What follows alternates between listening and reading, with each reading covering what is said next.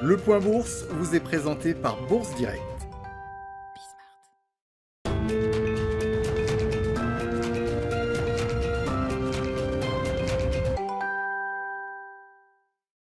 Bonjour à tous. Tendance hésitante ce matin à la Bourse de Paris.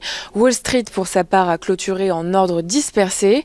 Wall Street pénalisé par la décision de la Fed de mettre fin à l'exemption accordée aux banques en matière de réserves obligatoires. En Turquie, Recep Tayyip Erdogan a pour la troisième fois depuis mi-2019 limogé le gouverneur de la Banque centrale du pays. Un limogeage qui fait suite à un important relèvement du principal taux directeur par la Banque centrale, une mesure de lutte contre l'inflation saluée par les marchés. Décision qui a fait s'effondrer la livre à l'ouverture de la bourse ce lundi. Et puis en Asie, le Nikkei recule de plus de 2% en clôture dans le sillage de valeurs cycliques.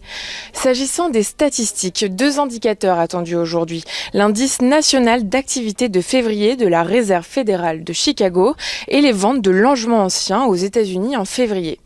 Il faudra aussi être attentif au cours du pétrole après une semaine très agitée, tout comme les marchés obligataires américains qui donnent en ce moment le ton sur les marchés.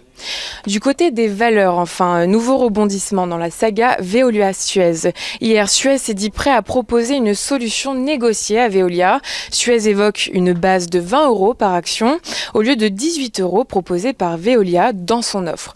Une offre à une condition, la reprise de certaines de ses activités par un consortium réunissant les fonds Ardian et GIP. Suez qui affirme donc avoir reçu une offre de ces derniers, le tout pour près de 12 milliards d'euros. Une initiative que Veolia s'est empressée de décliner, affirmant ne pas être intéressée par le démantèlement de Suez. Sont prévues aujourd'hui les publications de résultats annuels de Terraclion et Terradiag.